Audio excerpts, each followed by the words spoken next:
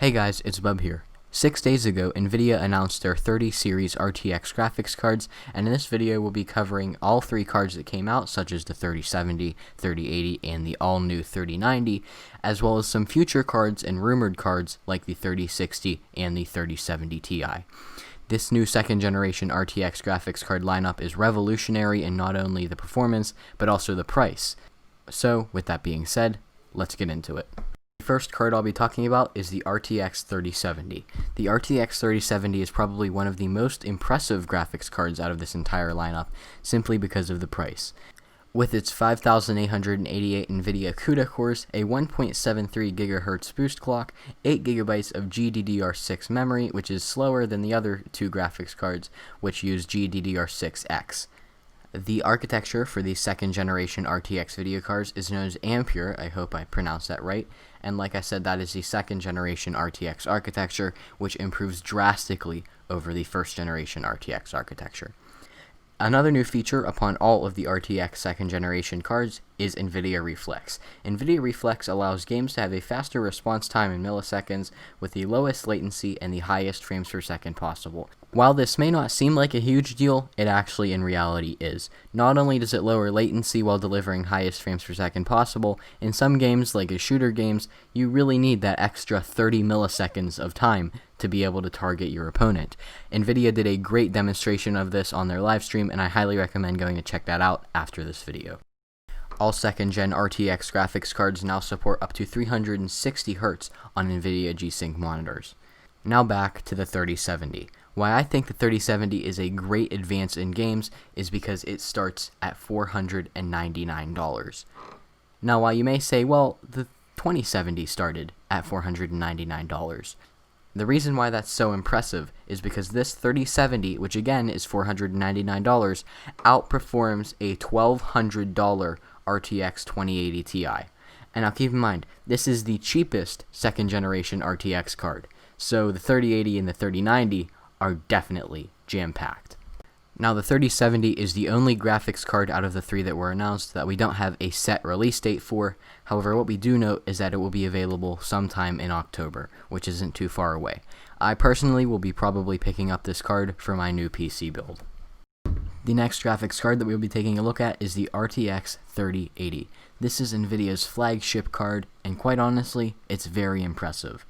Before we talk tech specs, let's look at the design and the thermals. The thermals on this thing is incredible because this thing is almost entirely heatsink.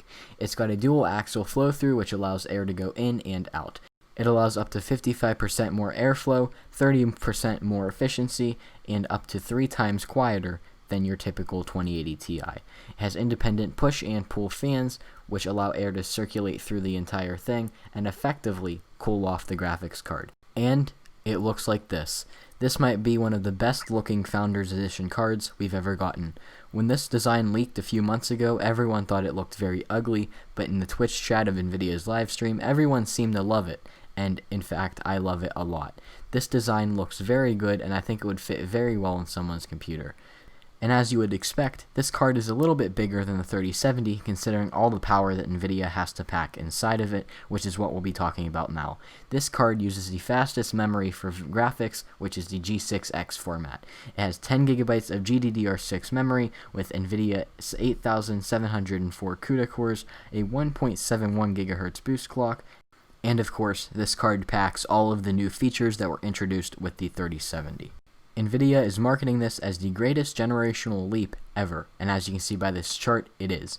Not only did they get the 3070 to be almost equal to the 2080 Ti at a fraction of the cost, the 3080 is up to 2 times faster than the 2080 Ti at just $699. I would say that's pretty incredible. And just so you can kind of get a size for the 3080, this is Nvidia's CEO holding it in his kitchen. Now, we thought that we would get a 3060 this round, but instead, Nvidia unveiled something else. Something that we didn't think that we would get. An even better GPU.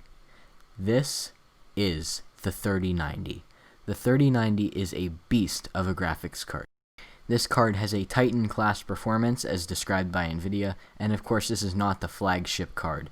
This is an exception. This can support 8K HDR gaming. It has 10,496 Nvidia CUDA cores with a 1.7 GHz boost clock, 24 GB of GDDR6 memory. This is the largest 30 series video card. In fact, I would call this a monster. The 3090 has the same design as the 3080, except it's just larger, unlike the 3070, which has a relatively different design from the 3080. Now, this will come at $1499, and it will be available on September 24th. Now, many people, including myself, were expecting Nvidia to announce an RTX 3060 to take place of the budget 2060. However, in this event, we did not see one. However, if we take a look at what happened with the first generation RTX cards, we can see that the RTX 2080 and 2070 were announced on August 20th, 2018, while the RTX 2060 was announced in January of the following year. So we are still expecting an RTX 3060 to be a cheaper card, it's just a longer wait. And my thoughts were Nvidia probably wanted to focus on the higher end cards like the 3080 and the 3090 before announcing a lower end card, which would be the 3060. Many rumors have been coming out about a 3070 Ti after Nvidia's release on Tuesday. Rumors say that this card would have 16 GB of GDDR6 memory.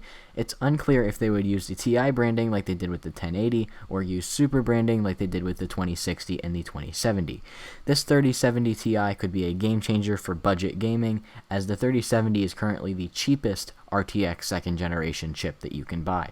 Now, one thing that I found kind of interesting about this entire keynote livestream sort of thing is the Nvidia CEO's collection of spatulas in the back. Many people on Twitter were making fun of him for this, but it's actually a really good decision, and here's why. Look closer at those spatulas. Yeah, look closer. In fact, behind them. The 3080 was behind those spatulas the entire time since they started the live stream, and absolutely no one noticed. This was something that Nvidia definitely pulled off very well, and props to them for doing that.